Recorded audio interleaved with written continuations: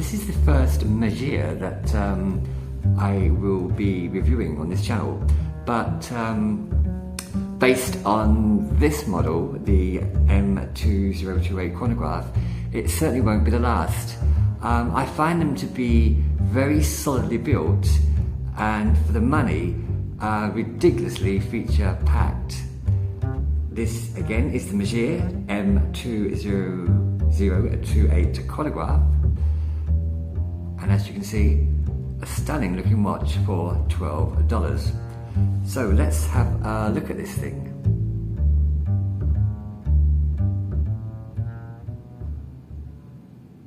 Good day to you all, and welcome back to another BBW review. Today we have the Megir, or the Megir M-2028 Chronograph, and I want to reiterate, this watch costs just $12, postage and packed from Shenzhen in China, and I still can't believe what you can get for $12. This is quite a piece. As you can see, it is a chronograph, a full working chronograph. But before we go into the details, let's have a look at these specifications. You have a strange, we'll go across the diameter here. It's a 39.5 millimeter, so it's quite compact, especially when you consider the lug to lug, which is 46.8 millimeters. So this is going to fit even the skinniest of wrists. The lug width is, contrarily, is quite wide. It's 24 millimeters across the lugs there. And with a height from the base to the curved mineral crystal is 11.6 millimeters. Now, the case itself is a chrome-plated alloy, and looking at the case, let me just buff that up a bit. It is a real fingerprint magnet. I think the case is really, really nice. It's really, really compact. Looking at the curve there, you can see how it is going to fit the wrists perfectly, with the lugs kind of integrated into the case as a whole. Mirror surface there, leading up to the bezels, if you call these bezels, and onto the dial. Before we look at the dial, we'll look at the other side. So you have two pushers that set the chronographed hands, and how would you call this? The crown itself is double etched, so you get a very, very firm grip. The sizing of everything here is absolutely perfect. Where to begin? Let's have a look at the dial first. So, I should explain that I liked it so much, I bought two. They come in two, they come in two different colours, the white and the blue.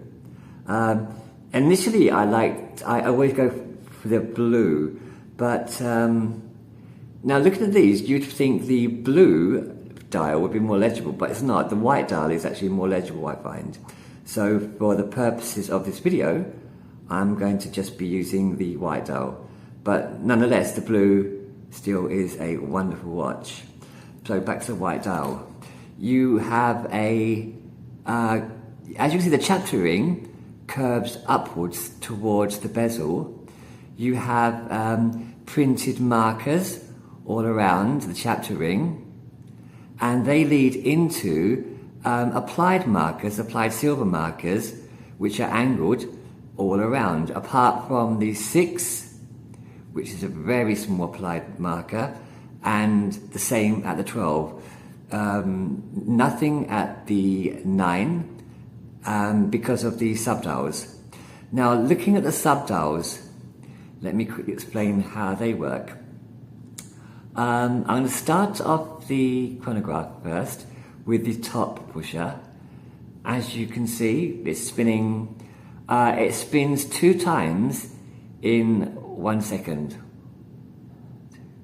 And the 6 o'clock, as you can see, it ticks at 1 second apiece. And at the 9 o'clock, this is the slowest sub-dial, that goes around in the minutes. So, very quickly again, the 12 o'clock sub-dial is for tenths of a second. The 6 o'clock sub-dial is for 1 second. And the 9 o'clock is for the minutes. Now I'll stop that and reset it with the bottom pusher, so that's quite standard.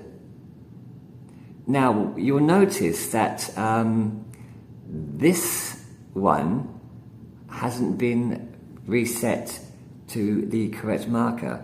So this is what you do: you stop the second hand, and you can move. If you look at the first marker on the 12, if it doesn't line up directly to the 0, pull out the crown to the second hand stops, and you can manually advance it by pressing the top pusher.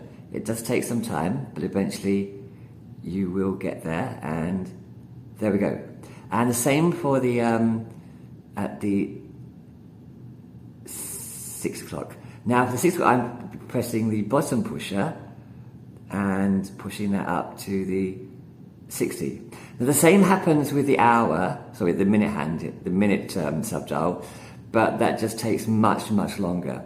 So every time the bottom sub-dial rotates, when you're pushing it manually, you'll notice the hand on the minute sub-dial will rotate until you get to the 60. So it's quite a nice system of setting the exact markers at the exact position.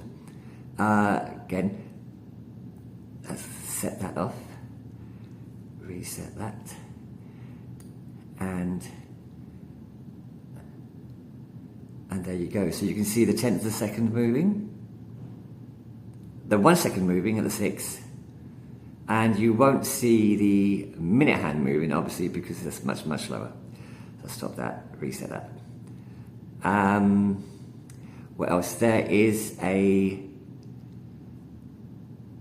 the bordered date window at the 4:30, which it may appear to be a cluttered dial, but even with the date window, it doesn't look cluttered at all. The hands themselves, the sub-dials are small and effective silver, straight silver hands. The minute hand and hour hands are sword-shaped and loomed. The length I find quite okay, and you have a nice red second hand which offsets that quite well there. Gives it some, breaks the continuity of the silver and the white there. So you have, of course, the logo, the name, Megir or Megir, across the 3 o'clock position. I find the dial to be really nice, and quite legible also. Onto the back, you have a square, obviously, press-on case with 30 meters of water resistance. Absolute mirror finish there.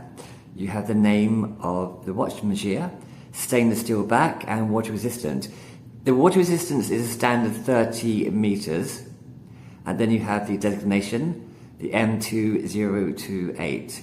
Beneath that cover, you have a Sun-on PE90 quartz watch, which is comparable to basic Seiko movements, basic quartz Seiko movements. It's quite a good movement. It's Chinese, but nevertheless, it is quite a very good movement, especially when it's powering 3 sub-dials and the standard 3 hand set, and it does it very well and quite accurately too. And if I haven't mentioned it, you get a nice curved hardlex glass, not mineral crystal, hardlex glass on top that flows with the curve of the case. I really, really like that case. It's very compact. To show you, let's have a look at this on the wrist. And there we have it on the wrist, ticking away. Now, in the thumbnail, you'll notice that it comes with a leather strap. Now, the leather strap itself is a really nice strap. It's thick, with a very thick, sturdy buckle and tang, available in blue or black.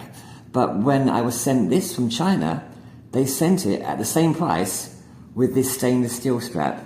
And as you know, if you watch my videos, I really enjoy stainless steel straps the most, especially the butterfly deployment.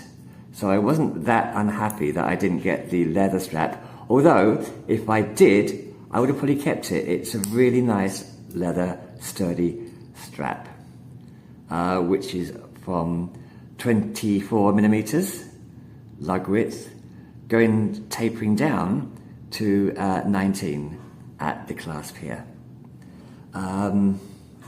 Now again, look at the, if I can sharpen that up, absolutely perfect fit because of that really nice compact case, and it just flows with the shape of the wrist there. No overhang, no gaps, a wonderful case, as compact as you like. Try and focus that in a bit. There you go.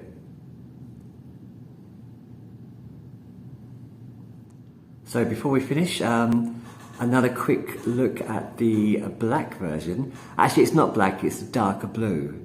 I couldn't decide which one I preferred, so as is my want, I bought both of them. And for $12, it wasn't much of a stress regarding the expenditure. Absolutely great. They're quite hefty watches. They're with these, I'm not sure with the leather strap, but with the supplied stainless steel straps, they are coming at 121 grams. A bit of heft on the wrist, but I actually like that. So this is the blue again, and the white. I generally find the white outside a bit more legible. The blue can be a bit difficult to read in certain types of lighting, but it does look nice, I must admit. I do like the look of the blue more, but I choose to wear the white one purely because it is more legible. And there you have both of them together. So, for a 3-dial chronograph, $12 in a very hefty compact case and a really nice design. This is a no-brainer, $12 shipped and packed for me from Shenzhen in China. It's actually one of the only chronographs I have. Not that I use a chronograph much for any purposes, where I would generally use my phone for timing things, but aesthetically I think it looks really, really nice, and it works really well as a chronograph because it has a really good movement beneath. So there you have it, the Megir M-2028 Chronograph, $12, an absolute steal. So thanks for watching, and I hope to see you again soon with another watch on the green chair. Until then, take it easy.